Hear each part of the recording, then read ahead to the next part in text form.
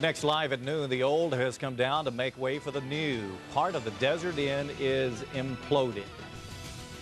Plus confirmation on the cause of death of 2 Washington, D.C. postal workers.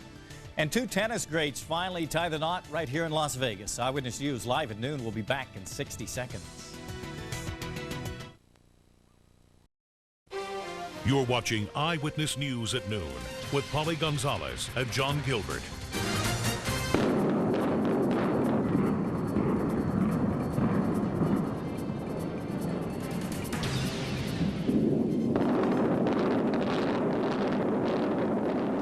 Piece of Las Vegas Strip history is no more. Part of the Desert Inn Hotel was imploded early this morning with hundreds of onlookers witnessing that event. Good afternoon, everyone. I'm John Gilbert. Polly is off today. The ground along the Strip rumbled at about 2 this morning when the Desert Inn Hotel tower came crashing down. Eyewitness News reporter Jon Summers has more on the big blast. It was phenomenal. You just can't describe it to somebody. You hear the sound at first.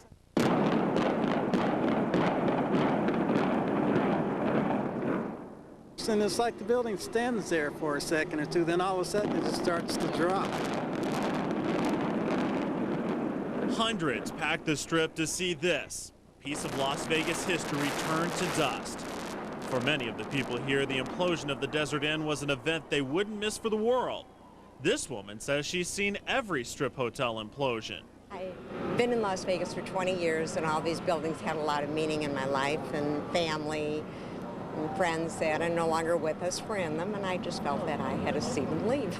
She says she hates to see the Dee-Eye go, but adds she knows something bigger and better is on the way. While a lot of people came to be part of the excitement, others will miss the Desert Inn. Oh, just a tad bit. Good memories, though, really good memories. The Desert Inn will always have a place in Las Vegas, yeah. Jon Summers, Eyewitness News. John says many people were sad to see the Desert Inn go. Others were just excited about being able to see the implosion up close. This implosion was low-key compared to Steve Wynn's last implosion production. Wynn made the Dunes implosion a spectacular event in October of 1993. The Bellagio eventually rose out of the Dunes rubble. The Landmark was imploded in 1995, followed by the Sands in November of 1996, which made way for the Venetian. And in 1997, the Hacienda was brought down. Mandalay Bay went up in its place. The Aladdin came down in 1998, and a new Aladdin went up after that. And the El Rancho was imploded about a year ago to make room for Turnberry Place. Hotel casino developer Steve Wynn has big plans for the Desert Inn property. Last Friday, Wynn announced his new resort will be called Le Rêve, French for the dream. Wynn's new vision is expected to have a ripple effect on the north end of the Las Vegas Strip. Eyewitness News is live with Tom Jones. He joins us from the Strip with more on what's expected. Hi, Tom. Hey, John. For years, we've seen all the new resort development take place on the south end of the Strip, while here on the north end, the resorts have remained virtually unchanged. Now, gaming experts think that Wynn's new property should bring some much-needed synergy to this end of the Strip, causing the resorts here to possibly jazz up their properties. When the Desert Inn came tumbling down early this morning, it signaled the end of an era. It also began a new era, not just for Steve Wynn's new property, Le Rêve, but also for the north end of the Strip. Gaming expert Bill Thompson thinks some of the older properties like the New Frontier, the Stardust, the Riviera, and the Sahara will have to now renovate to take advantage of all the new foot traffic Le Rêve will eventually bring. They've got nice structures, nice casinos, good reputations in the past. They've just slipped. Yeah. They've slipped mainly because all the new ones came online. Now they can say, wait a minute, we can do something new too. We can add something. It depends on the economy and this new era of terrorism and anthrax scares. We talked to a spokesperson with the Stardust. He says his company is excited about Wynn's new property, his new vision. He says it could only help the Stardust and the other resorts along the north end of the Strip and not hurt them. Tom Jones, Eyewitness News, live. All right, thanks, Tom.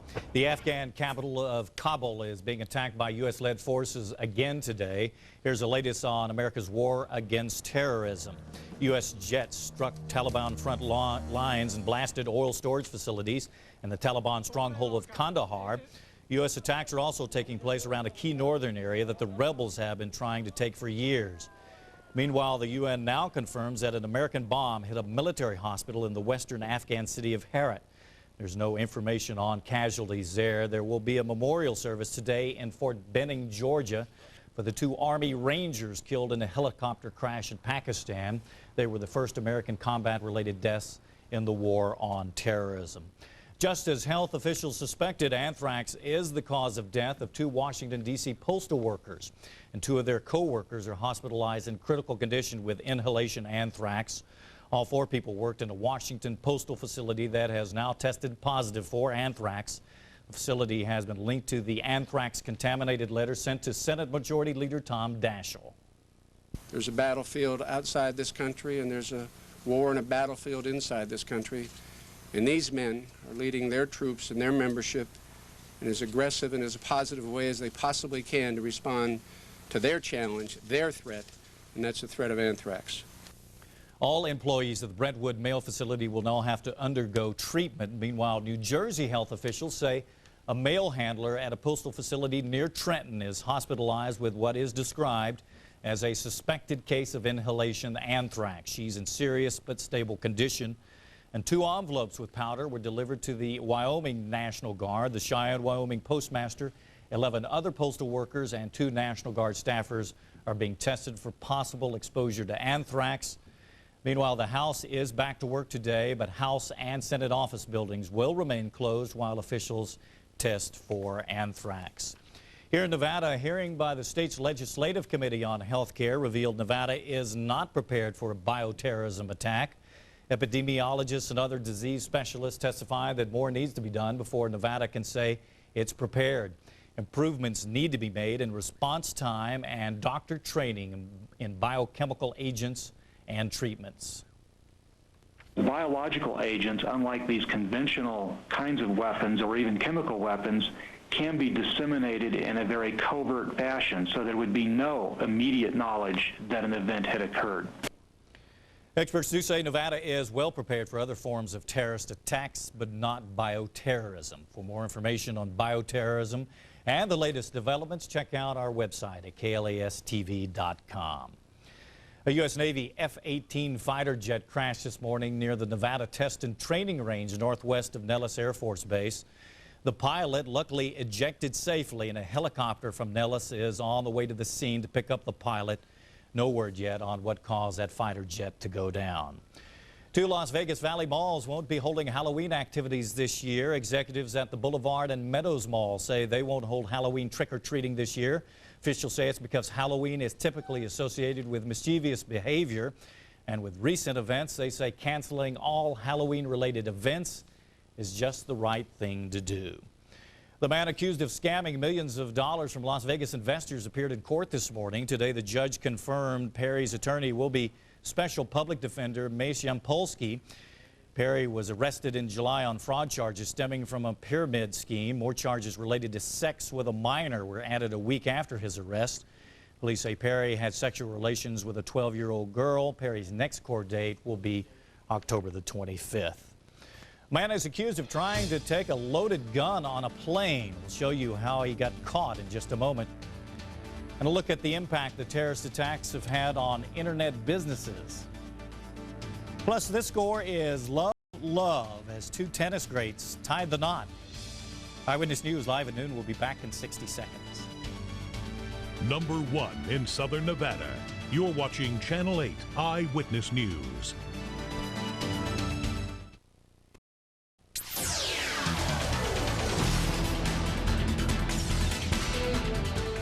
Man is facing federal charges this morning after investigators say he tried to take a loaded gun on a plane. Police arrested Keith Brewer yesterday at Sky Harbor Airport in Phoenix after an X-ray scan of his luggage showed a gun was inside a VCR.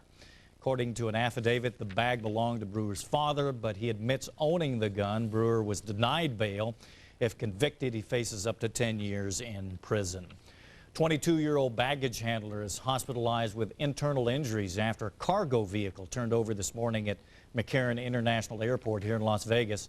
It happened near the cargo handling area off Russell Road at about 5 this morning. This is a live picture from our Stratosphere camera. A 19-year-old baggage handler also suffered minor injuries and was treated at University Medical Center. Service at the Las Vegas airport was not disrupted, and the accident didn't damage any aircraft.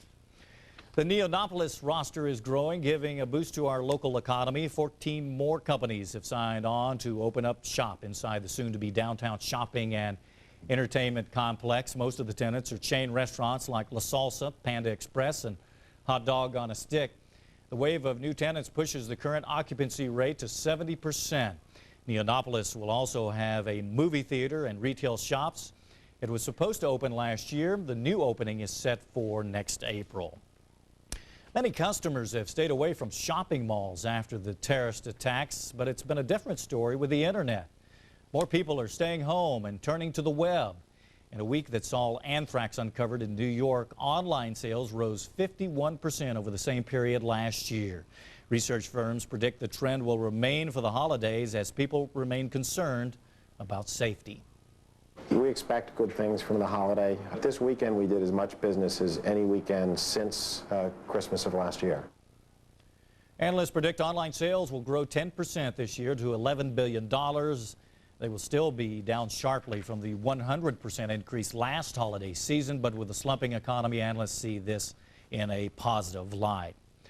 Well, tennis stars Andre Agassi and Steffi Graf have made it official. They are now husband and wife. The couple exchanged vows in a private ceremony before Judge Michael Cherry yesterday here in Las Vegas. In a statement, the couple said they are blessed to be married and starting this chapter of their lives. Agassi and Graf have been together for more than 2 years and are expecting a child in December. We wish them the best of luck. Coming up on Eyewitness News Live at noon, many say the historic Goldfield Hotel is haunted. The I-Team's George Knapp will take us on a tour.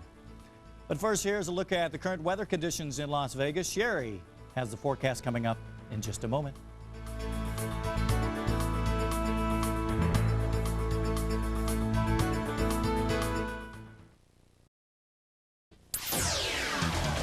You're watching Channel 8's Eyewitness News, live at noon. The historic Goldfield Hotel in the old central Nevada mining town was once one of the grandest resorts in the West. Well, this weekend, the hotel will reopen to visitors to celebrate both Halloween and Nevada Day. A lot of people say the place is haunted. Our I-Team's George Knapp went to check it out. If ghosts really do exist, then there should be a few still hanging around Goldfield. At the turn of the century, this mining boomtown was the largest city in Nevada, with all sorts of miners, tycoons, shysters, hard luck stories, and get-rich-quick schemes, many of which were played out in the Goldfield Hotel. Built at a cost of $500,000, back then a tremendous sum. When the gold ran out, so did Goldfield's luck. Today, the town has fewer than 400 residents. The old schoolhouse, which looks like a place Norman Bates might attend 3rd grade, is shuttered. The hotel, too, has been closed for decades, but that doesn't mean it's been empty. This room I won't come to alone, and I won't come here in the dark. Harry Keene is a former district attorney for Esmeralda County and is one of the many residents up here who say he's seen an apparition inside the old hotel. People say they often see faces in the windows or lights in the hallways or hear strange sounds. A sheriff's deputy who was inside with a TV cameraman a few years ago had his own sighting and now won't ever come back inside. He was standing very cocky up against the wall. He was dressed in black, and they said he kind of had a glow about him. And he was just standing there, and the deputy asked him, "Who are you? What are you doing in here?" And when they started to walk toward him, he just kind of vanished. In an effort to help preserve the hotel, Keene and Toner have conducted tours a few times a year, and many of the people who've walked these dusty hallways have reported their own experiences, including camera equipment that fails or which records strange glowing orbs or other shadowy figures. I've seen people get sick to their stomach and leave. I've seen other people get cold chills, watch the hair stand up on their head. A lot of bad things happened in the hotel, locals say, and a lot of people died here. During the 40s and again in the 70s, unidentified human remains were found beneath the hotel. Down in the dark, dank basement, seeping water mixed with rust almost looks like blood. And in the most haunted room of all, room 109, even the walls seem to bleed. This is the room where a young prostitute, held against her will, is said to have died with her baby. Witnesses claim to have seen the woman's ghost. Her book details having psychics coming in here and identifying this as a very, very, very disturbed room. A lot of them called it evil. Evil or not, whatever might still lurk in these hallways may help to keep the hopes of Goldfield alive. This weekend, tours of the hotel will be conducted, along with a Halloween party and Nevada Day festivities. Locals hope it might capture the attention of someone who might want to renovate and reopen the hotel, ghosts or not. In the meanwhile, with the contract we have, we're going to try and use the building and generate some interest and make the county a little bit of money. And maybe, just maybe, some new Goldfield ghost stories will be born. George Knapp, Channel 8 Eyewitness News. Kind of scary. We've got a correction to make. We told you about a story involving Franklin Perry in court. His attorney will be private attorney Mace Yampolsky, not special public defender, but private attorney Mace Yampolsky. Time to check in with Sherry on a very beautiful day and the forecast. Sherry? Good afternoon, guys, and happy Tuesday. What a beautiful day we've got outside. Temperatures are warming up nicely now, and we'll finish off probably in those upper 80s before we're done, and a few neighborhoods even touching some low 90s. A nice, calm start to the day and kind of cool in some neighborhoods. We bottomed out with some 50s in the east side of town, 60 degrees at the community college for a morning low out in West Charleston, as well as Summerlin, 55 in the southwest corner of town, so a mix of 50s and 60s. Outside the valley, 62 was as low as Boulder City could go this morning, 63 at the lake, 59 at Red Rock, and some 40s for Pahrump and Mount Charleston, 41 for Sandy Valley, 60 for a morning low in Laughlin. Well, nice calm conditions for the implosion this morning of the Desert Inn, and clear skies too. The dust, well, if you're allergic to dust, I'd probably just stay out of that area of the strip for probably the rest of the day, because I think they're digging up the rubble and kind of churning all that up. Now tomorrow, actually starting tonight and for at least the first half of our Wednesday, we're going to really pick up some wind, and it's fortunate that they actually did the implosion overnight last night, because if they tried to do it tonight, I'm afraid that wind would interfere. We've got a cold front that's draped from eastern Montana just to the northern edge of Nevada, and that's scheduled to move on through as the day progresses. We expect that it will probably be in southern Nevada sometime after 6 o'clock tonight. Between 6 and midnight is kind of the scheduled passing, the unofficial scheduled passing. Now, we're going to pick up some good wind, and this is cold air that's moved in with this system in the northwest and up through the Rockies. So we're going to start to feel some pretty brisk northerly winds overnight and into early Wednesday. We've seen snow levels down to as low as 3,000 feet in parts of the Rockies of Montana and back to the Cascades of Washington. Now, this cold front, as it slides to the south, it will also open up and spread to the east, and that's just going to open the door for even colder air to come in from Canada, and this will all slide across the country in the next couple of days. So the northwest is feeling it today, but the central plains will feel it by tomorrow, and even on through the Ohio Valley and off to the east by later in the week. We're seeing some good showers and thunderstorms from the Ohio Valley into the central Mississippi River Valley, and St. Louis getting in on some thunderstorms this afternoon. Temperatures pretty pleasant for the southern tier of the U.S. Beautiful, as a matter of fact, with lots of 80s, but you can see how we're chilling down across the Rockies and the northwest. Denver in the 60s today, probably only 40s tomorrow. We'll look for a high today to finish off your Tuesday in the upper 80s. A little westerly wind for the afternoon, up to 15 miles an hour and plenty of sunshine. But again, windy overnight into Wednesday, much cooler into the 70s tomorrow, and then low 80s as we fall back into the weekend, our last weekend of daylight saving time. All our clocks should be back 1 hour by Sunday. All right, thanks, Sherry. A very painful jaw disorder affects many people, but now there's a new way to get some relief. More in today's 60-second house call. TMJ is a common and painful jaw disorder. In today's 60-second house call, Dr. Bob Lanier has a new method that offers a quick result. Charlene Jasperson is smiling now, but it hasn't always been that way. Kissing my husband was not allowed. It hurt so bad for just barely touch our lips that I would just cry.